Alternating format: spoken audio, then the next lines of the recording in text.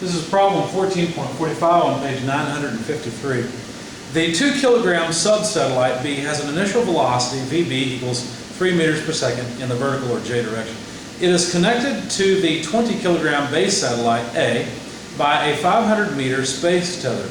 Determine the velocity of the base satellite and sub-satellite immediately after the tether becomes taut, assuming no rebound. So apparently, only B is moving relative to A.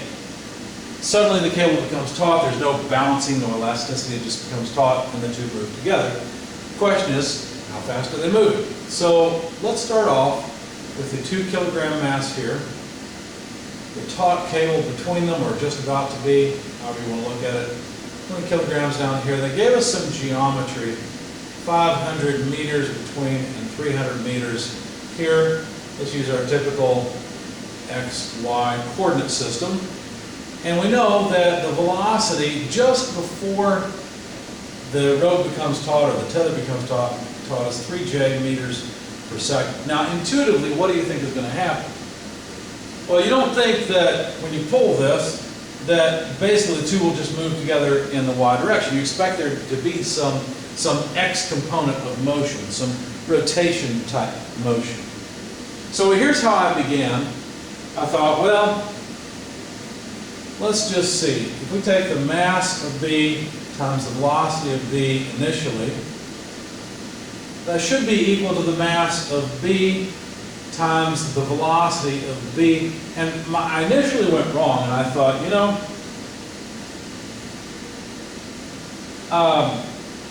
initially I thought, well, they have to move together. They can't have any relative velocity, so it must be the mass of A and the mass of B moving with some final velocity.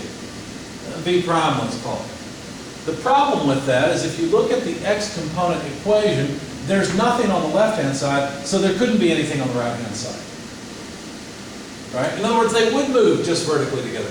And I thought, well, that doesn't make sense with my intuition. I know they have to have some horizontal component of motion. Where does it come from? Then I realized, well, wait a second. These two don't exactly have to move together. Think about it. If you were observing this mass from here, it could have some tangential velocity. In other words, it could be rotating in some sense, and that would be just fine. What's constrained is the component of velocity along this direction. When the space tether is taut, the two masses have to have the same velocity in this direction. Now, I didn't jump on that immediately, but I realized, wait a second, my equation should look like this. It should be, say, mass of B, velocity of B prime. In other words, after, well, I think I just left that off. Since I had a knot on the velocity of B initial, but I just went ahead and I didn't bother with prime. So this would allow me to have some differences in terms of the components. Okay. Anyway, so if I look at the X component of the equation, mass of B, velocity of B, initially in the X direction, well, there is none. Don't need a vector because B is not moving horizontally. So that made a little more sense because then we have mass of B, velocity of B in the X direction after taut, mass of A, velocity of A in the X direction. Now these two could be equal and opposite, and that's fine. That makes sense. I called that equation 1. The Y equation, I said, well, let's see, the mass of B times the velocity of B initially in the Y direction should be equal to the mass of B, velocity of B in the Y direction plus mass of A, velocity of A in the Y direction. At this point, I began to think, this is going to be a pain. Because the constraint I already have realized is that the velocity of these two really is constrained in this direction. And I began to think perhaps I should have used a rotated coordinate system. But for better or for worse, I continued and then changed my mind a little bit later. So basically, there can be some perpendicular velocity, but not any relative velocity in this direction. So then I began to think, well, I'm going to have to decompose all these vectors. What would that look like? Well, if this is VBX, let's see if, this is basically just a 3, 4, 5 triangle that they've given us. So if you look at the way to decompose this into, something along this line, it would go something like this. Because I realized I'd have to deal with the velocity along this line, so I thought I'd break up all my components of velocity along sort of a tangential to normal direction. So this would be the 5 side, the 4, the 3 side, for VBX, for VBY. Well, that triangle would look something like this, 3, 5, 4. Same thing for VAX. VAX is almost a copy of VBX. Just think of how to break up the vector. 3, 4, 5, and then VAY. Something like that. Again, 5, 3, 4.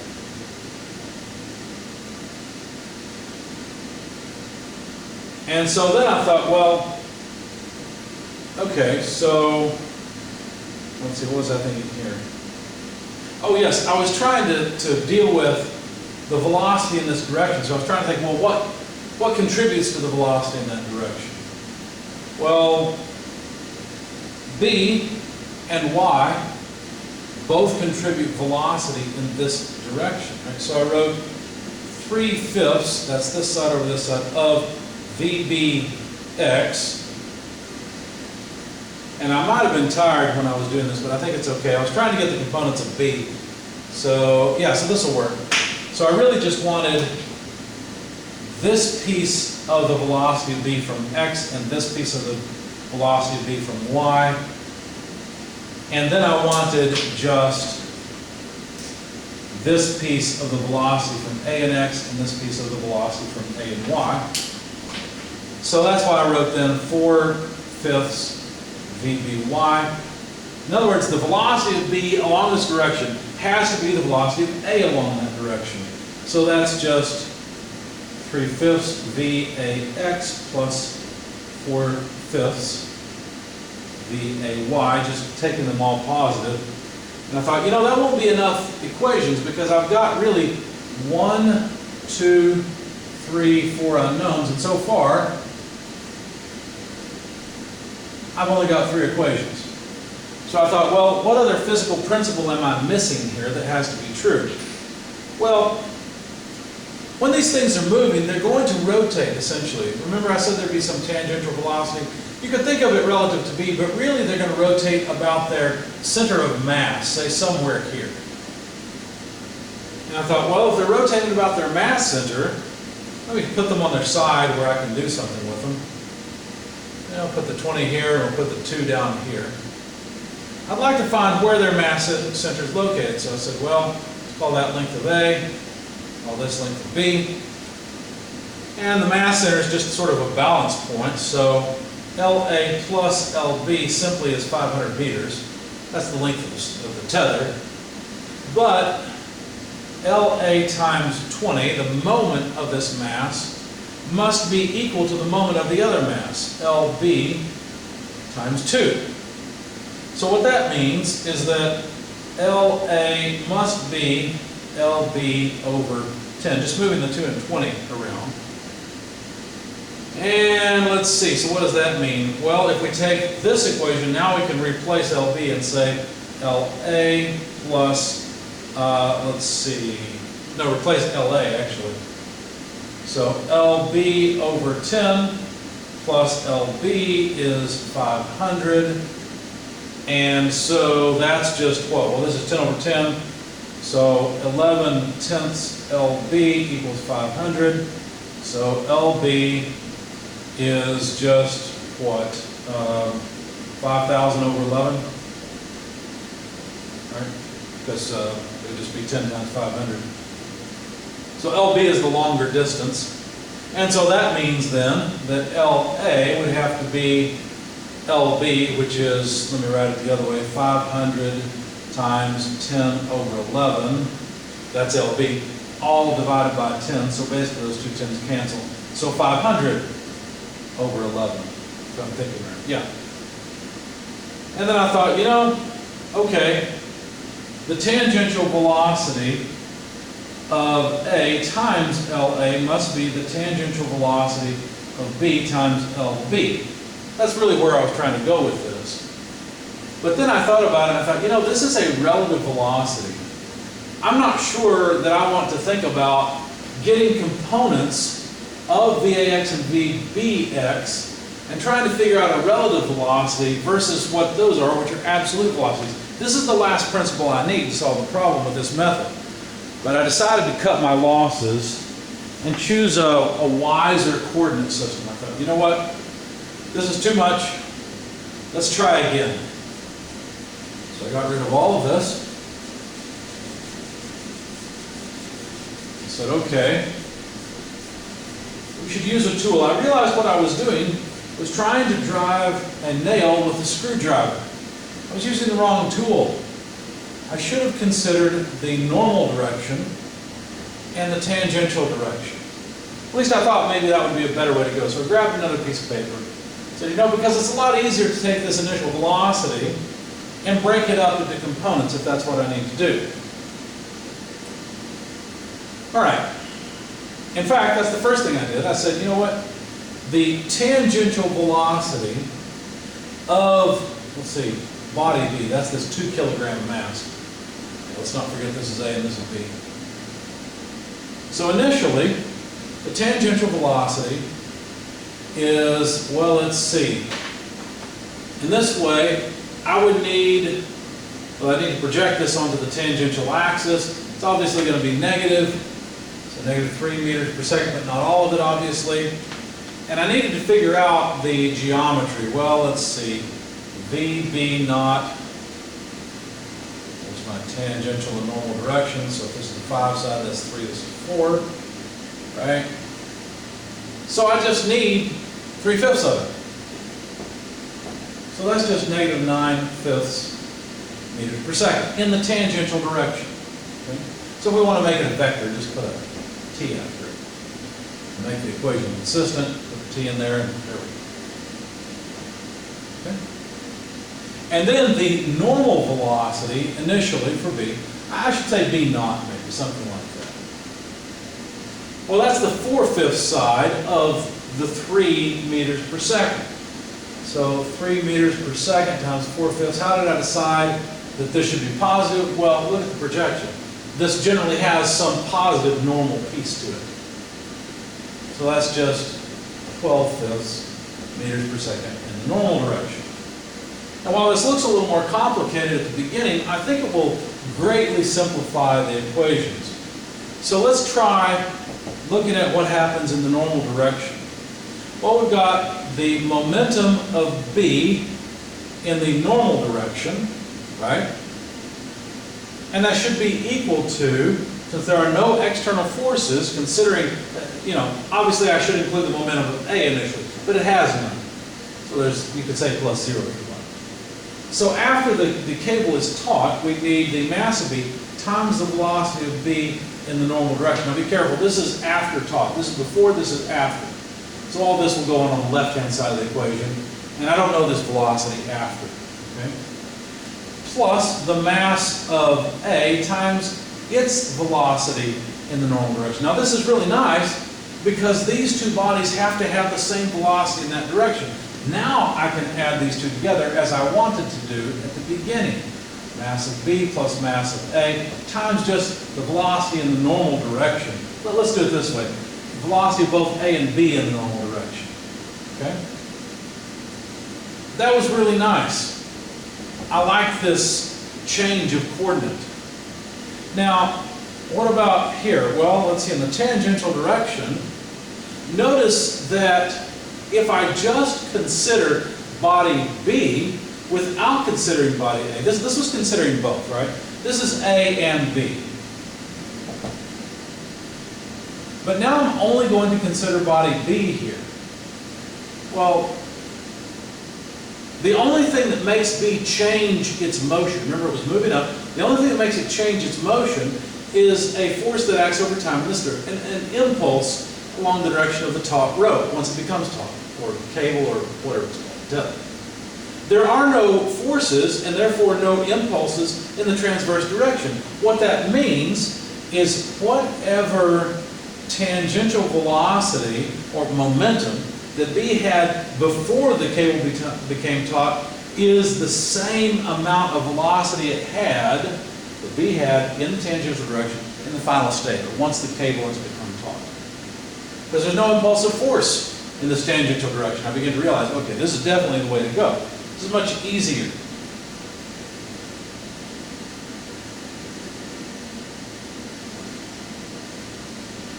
So that makes it easy for me to calculate the velocity in the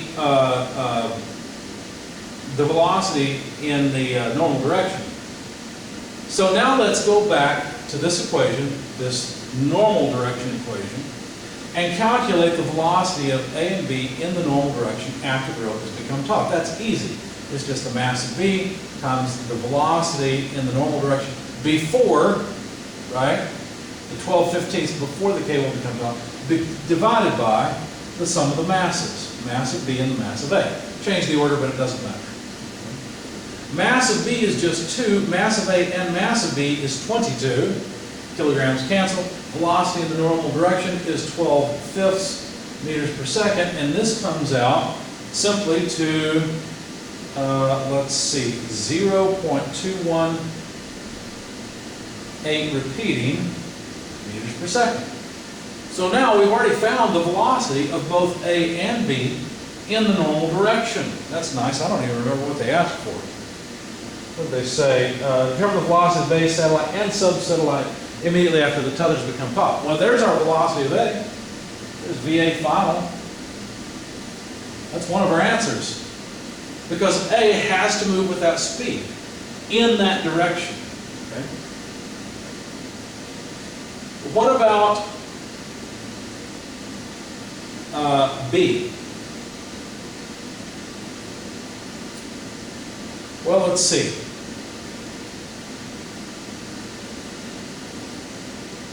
B has the same velocity in the tangential direction that it had initially. Well, that's negative 9/5 in the tangential direction. Okay. It's obvious it's in the tangential direction because I've got a t there. I guess I don't need the unit vector t. So that means that the velocity of B final as a vector in the normal tangential coordinate system would just be 0.218 repeating, let's see, now that's in, okay, and minus, what was it, 9/5 t, and these are both meters per second. So if I want the magnitude of the velocity of the smaller satellite, I just need to take the magnitude of this vector, 0.218 repeated squared plus 9/5 quantity squared. Now, yeah, the 9/5 is negative, but once we square it, that goes away, so who cares? This comes out to about 1.813 meters per second. Look at that. We found the velocity of B. Now, we don't know everything about the velocity of A or the velocity of B. It'd be nice to figure out their directions. What direction is A moving? Well, let's see. I don't want to get rid of something I need. There's the speed of A. It's moving in the normal direction. How could we figure out the normal direction? Well, isn't that just, let's see, let's get another color. Isn't that just similar to this triangle? So really, we just want this angle here. So that angle, let's see, let's call it theta just for fun. The angle theta will give us the direction, the normal direction, for body A. Well, that's easy enough. Theta then would be, take your pick, we've got all the sides. Let's see, let's use inverse tangent of 4/3. And that comes out to about 53.13 degrees. So there's the angle of A. In other words, if I go to where we've got the velocity of A, we'd say this is at an angle of 53.13 degrees from the horizontal. Okay, so now we've got the direction and magnitude that completely describes the vector velocity of A. What about for B? Well, for B, we've got the components here. So we can figure out what direction it's going, but that's in the normal tangential coordinate system. So let me erase some of this and we'll continue to work with B up here. So in the normal tangential coordinate system, let's draw it at an angle, I guess. Normal, that's too much. I like that. In this coordinate system, I'd like to know the angle of the velocity. Okay? Now, notice that it has some positive normal and negative tangential. That means the velocity of B is something like this in the final state. Okay? I don't know exactly where, but it's certainly in the second quadrant. Now, if you take the inverse tangent y over x of this y and this x,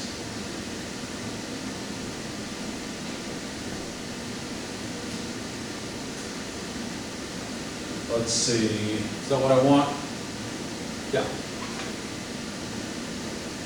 Well, I just took 9/5. You get an angle of 6.911 degrees. You might say, wait a second, I expected something very large.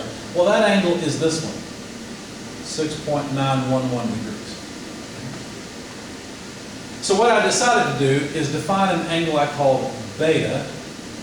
And I said, well, then beta must be 180 degrees minus 6.911 degrees, and that is about 100, remember this is rounded off, so 173.089 degrees. So that's the angle from, but I don't care about that, right? I care about the angle from the x-axis. The x-axis is something like that. So how far is the normal tangential rotated relative to the Cartesian coordinate system? Well, let's see. For that, I decided to simply use a triangle that I recognize right here, where this would be the 3 side, the 4 side, the 5 side, because this is a similar triangle to the large red triangle. So, okay.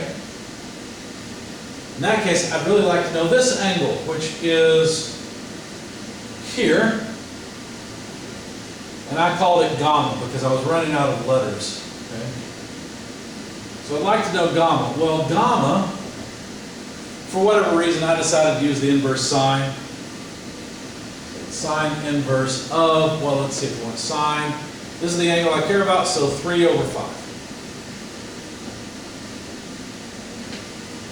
And that came out to about 36.870 degrees, which seemed reasonable to me for this angle. So all I've got to do is take beta and subtract gamma from it, and that will give me the angle from the x-axis out to the velocity of B. When I did that, I got, so if we take the difference between the two, so let's see, beta minus gamma, 173.089 minus 36.87, I got 136.219 degrees. Still made sense because it was greater than 90, that's what I expected. I fully expect that the velocity, being very close to the reverse tangent, is going to be beyond the y-axis, so that makes sense. And so then I could just go down here and say, okay, this is at an angle of 136.22 degrees. Close enough. So that completely describes the velocity of B, as well as after the tether has become taut.